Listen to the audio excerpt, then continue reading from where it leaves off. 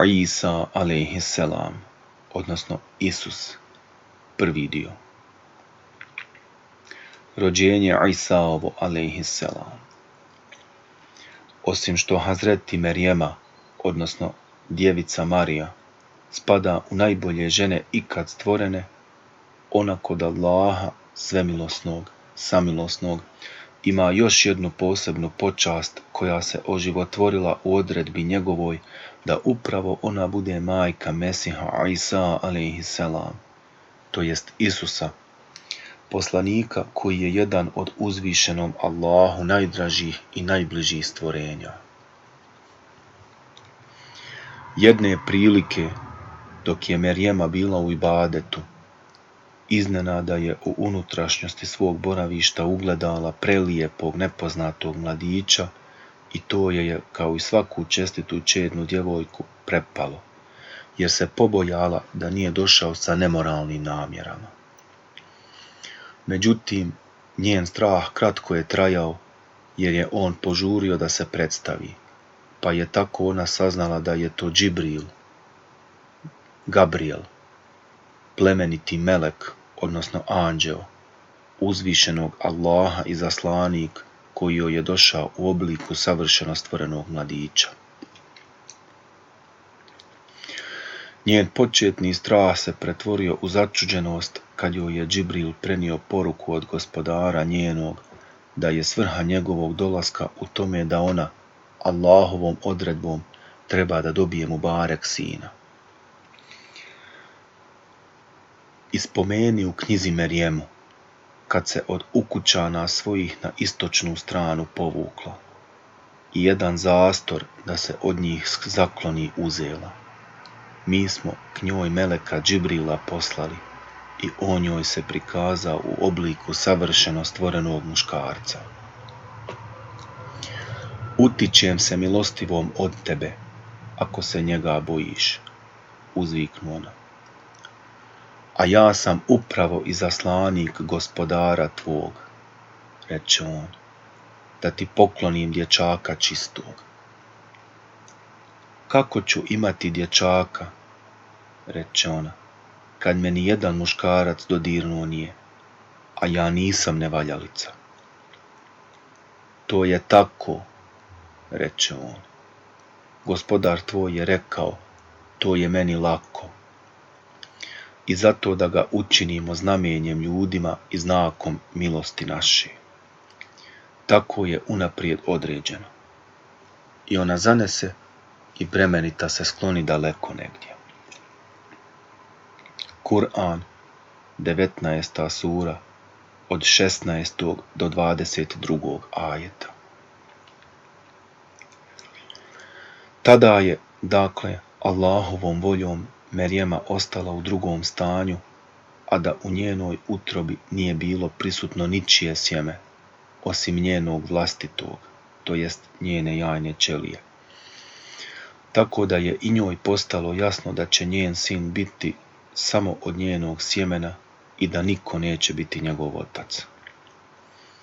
Jasno joj je bilo i to da može još samo jedno ograničeno vrijeme biti sa svojom rodbinom i da mora da ode u potpunu izolaciju prije nego što njena trudnoća postane vidljiva, tako da je neko vrijeme nakon dolaska Džibrila ona otišla u prirodu da tamo čeka rođenje svog sina. Čekala je u prirodi, opskrbljena od svog gospodara sa svim što joj je trebalo da se ispuni 9 mjeseci do rođenja. Kad je dobila trudove, osjetila je veliki bol i bila je prisiljena da dođe do stabla jedne palme. Tu je njeno plemenito iskušenje doživjelo svoj vrhunac, kad joj se u jednom trenu slabosti oteo bolni uzvik. I tad se još jednom potvrdila drevna mudrost, da baš u momentu kad Allahovo iskušenje nad robovima njegovim dosegne svoj vrhunac, baš tada stižu pomoć i olakšanje od njega. Tako da je Merijema začula glas meleka, koji joj je doviknuo da natrese sebi hurmi sa palme i da se napije vode koja je upravo provrla ispod nje. Hurme i voda su joj olakšale trudove, pa je zatim sa olakšanjem rodila svog plemenitog sina. Na prve trenutke majčinske radosti nad svojim novorođenčetom nadovezala se i briga kako da rodbini svojoj objasni ovaj slučaj, kako da izbjegne optužbe za nemoral, ali je sve već bilo unaprijed predodređeno, pa ona nije stigla čestito ni da se zabrine, a već je stiglo uputstvo kako da postupi kroz glas meleka koji joj je naredio da nikome tog dana ni jednu jedinu riječ ne progovori. I porođajni bolovi prisiliše je da dođe do stabla jedne palme. Kamo sreće da sam ranije umrla i da sam potpuno u zaborav pala, uzviknu ona. I meleke, koji je bio niže nje, zovnu. Ne žalosti se, gospodar tvoj je dao da niže tebe potok poteče.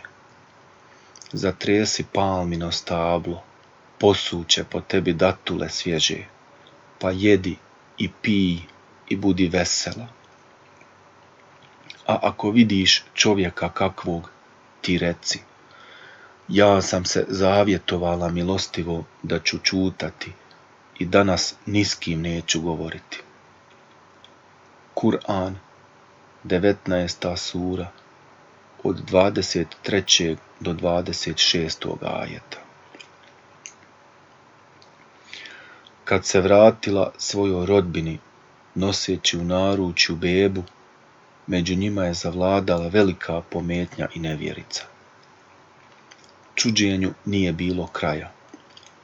Zbog toga što je njena vjera i čestitost svima bila poznata, potpuno ih je šokirala pojava njene bebe. Započele su grdnje sa svih strana, a ona je sabrano, mirno i hladnokrvno, bez jedne izgovorene riječi, samo rukom pokazala prema novorođenčetu. Tada se desilo čudo, prva od veličanstvenih muđiza kojima je Allah milostivi obasuo njenog mubarek sina. I dođe ona s njim porodici svojoj, noseći ga. O Merjemo, rekoše oni, učinila si nešto nečuveno. Hej, ti koja u čednosti sličiš Harunu, otac ti nije bio nevaljao, a ni mati tvoja nije bila nevaljalica. A ona im na njega pokaza. Kako da govorim o djetetu u bešici, rekoše. Ja sam Allahov rob, ono reče. Meni će on knjigu dati i vjerovjesnikom me učiniti. I učinit će me, gdje god budem, blagoslovljenim. I naredit će mi da dok sam živ molitvu obavljam i milostinju udjeljujem i da majci svojoj budem dobar, a neće mi dozvoliti da budem drzak i nepristojan. I neka je mir nadamnom na dan kad sam se rodio i na dan kad budem umro i na dan kad budem iz mrtvih ustajao. Kur'an, 19. sura, od 27. do 33. ajeta. Kad su posvjedočili ovom velikom čudu govora tek rođene bebe, svima od njene porodice postalo je jasno da je riječ o Allahovoj odredbi i o početku zemaljskog života jednog od najvećih njegovih vjerovjesnika i poslanika.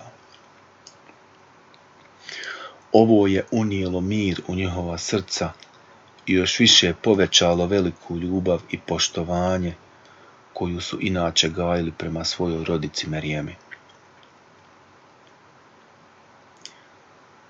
Takvo neobično rođenje Merjeminog sina nije uticalo samo na njihova srca, ono je uticalo, a i dan danas utiče, na srca mnogih ljudi. Nažalost, djelovanjem vojski prokletog Iblisa, mnogi ljudi su i zbog ovakvog njegovog rođenja i zbog velikih muđiza kojima je Isa a.s. obdaren, zapali u očevidnu zabludu i smatraju ga Allahovim sinom. To je veoma teška zabluda koja je izazvala veliki nered na zemlji, pa Allah uzvišeni upozorava čovječanstvo na tu zabludu nekih 600 i više godina nakon Isaovog a.s. rođenja, ajetima časnog Kur'ana koji se nadovezuju na one ranije citirane. To je Isa, sin Merjemin, to je prava istina o njemu, onaj u koga oni sumnjaju. Nezamislivo je da Allah ima dijete, hvaljen neka je on. Kad nešto odluči, on zato kaže samo budi i ono bude. Kur'an, 19. sura, ajeti 34 i 35.